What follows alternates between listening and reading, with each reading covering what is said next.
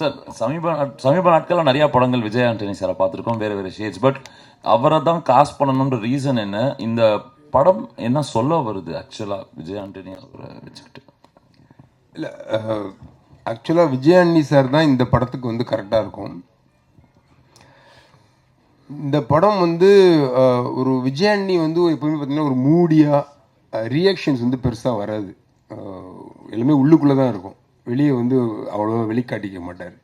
So அது வந்து நடிக்க தெரியாதுன்னு நிறைய பேர் தப்பாக பேசிகிட்டு இருக்காங்க சார். ஆக்சுவலாக அது எவ்வளோ பெரிய கஷ்டமான விஷயன்றது வந்து எங்களுக்கு தான் தெரியும். மூன்றாம் பிறை படத்தில் வந்து ஆக்சுவலாக ஸ்ரீதேவி மேடம்க்கு தான் வந்து நேஷனல் அவார்டு கிடைக்கும்னு எல்லாம் நினச்சேன். ஆனால் கமல் சார் தான் கிடைச்சிது. ஏன்னா அதுதான் வந்து ரொம்ப கஷ்டமான ஒரு ஆக்டிங். அது கேரி பண்ணுறது தான் ரொம்ப கஷ்டம், அதை ஹோல்ட் பண்ணுறது ரொம்ப கஷ்டம். இந்த படத்தில் வந்து விஜய் சார் வந்து அவ்வளோ அழகாக பண்ணியிருக்காரு சின்ன சின்ன விஷயங்கள். ஏன்னா இது வந்து ஸ்கோப்பே இல்லாத படம். ஒரு ஹேண்டிகேப்டாவோ கண்ணு தெரியாத ஆளாவோ வந்து நடிக்கிறது ஈஸி. அதை வந்து ஈஸியாக 50% அந்த பாடி லாங்குவேஜ் இது கிரியேட் பண்ணிடும். இதெல்லாம் இல்லாமல் நம்மளுக்குள்ளே இருக்க ஒரு சாதாரண மனுஷன் அவனுக்குள்ளே ஒரு 1000 எமோஷன் இருக்குன்றத வந்து ஃபேஸில் கொண்டு வரது தான் ரொம்ப கஷ்டம். இன்ஃபேக்ட் ரோமியோவில் வந்து விஜய் வந்து மிக அழகாக நடிச்சிருந்தார். அது ப்ளூ சட்டை போட்டால் மட்டும் கண்ணு தெரிய மாட்டாங்க தான் என்னன்னு தெரியல எனக்கு. மற்றபடி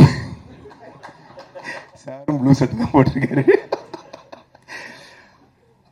ரோமியோ படம் உண்மையில என்ன சொல்கிறேன், விஜய் கேரியரில் அவரோட சின்ன சின்ன நுவான்சஸ் ரியாக்ஷன்ஸ் வந்த பெஸ்ட் ஃபிலிம்னா ரோமியோ தான்.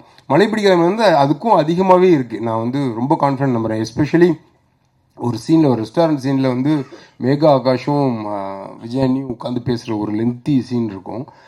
அந்த சீன் இந்த ஸ்கிரிப்ட் எழுதும்போது எனக்கு ரொம்ப பிடிச்ச ஒரு சீன்னா அந்த சீன் தான். அந்த சீனை வந்து நம்ம நினச்ச மாதிரி ஸ்க்ரீனில் கொண்டு வந்துட்டா நம்ம பெரிய டைரக்டர்னு நினச்சேன். அது வந்து அவ்வளோ அழகாக வந்திருக்கு. அதுக்கு 2 பேர் தான் காரணம்.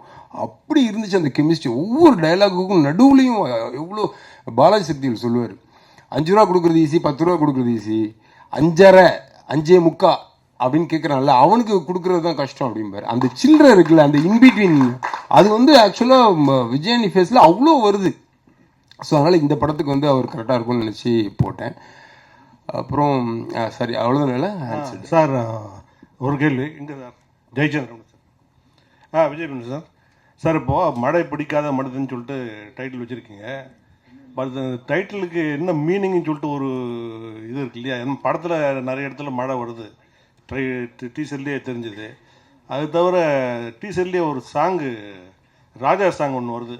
ஏற்கனவே ஒரு காப்பிரைட் பிரச்சனைன்னு சொல்லிட்டு ஓடிட்டு இருக்கு. இதுக்கு ஏதாவது காப்பிரைட் பிரச்சனை அந்த மாதிரி ஏதாவது இருக்கா? அதுக்கு என்ன ரைட்ஸ் எல்லாம் வாங்கிக்கிறீங்களா? அது சொன்னால் போதும். ஓகே.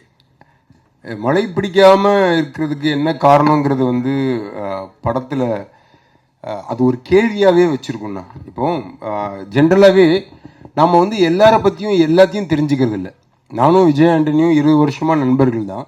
ஆனால் விஜய் ஆண்டனிக்கு வந்து விஜய் மில்டனுக்கு வந்து என்ன பண்ணால் பிடிக்கும், என்ன பண்ணால் பிடிக்காதுன்னு ஒரு பேசிக் விஷயம் தெரியும்.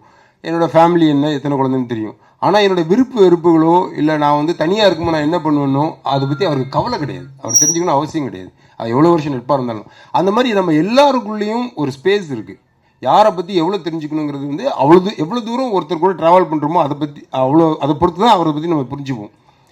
அந்த மாதிரி இந்த படத்தில் விஜய் ஆண்டனிக்கு வந்து ஏன் மழை பிடிக்காது, இவன் யார் அப்படிங்கிறத வந்து ஒரு கேள்வியாகவே ஸ்கிரிப்டில் வச்சுருக்கோம். இதுக்கு வந்து எந்தளவு ஆன்சர் பண்ணியிருக்குன்றது வந்து வியூவர்ஸ் சைடில் வந்து ஒரு பார்ட்டிசிபேஷனாக வச்சுருக்கோம். அதாவது எல்லாத்தையும் அன்டோல்டு ஏரியான்னு சொல்லுவாங்க. ஒவ்வொரு கதையிலையும் கதை வந்து எல்லாத்தையும் சொல்லிடும், கவிதை வந்து சொல்ல முற்படும். அந்த இன்பிட்வீன் கேப்ஸை வந்து வியூவர்ஸ் வந்து புரிஞ்சுக்கணும். அந்த மாதிரியான ஒரு விஷயம் வந்து இந்த படத்தில் நான் ட்ரை பண்ணியிருக்கேன். ஸோ அதனால் அந்த படம் பார்த்துட்டு நீங்கள் விஜய் அன்னைக்கு ஏன் மழை பிடிக்காதுன்னு சொன்னீங்கன்னா ஐ வில் பி ஹாப்பி.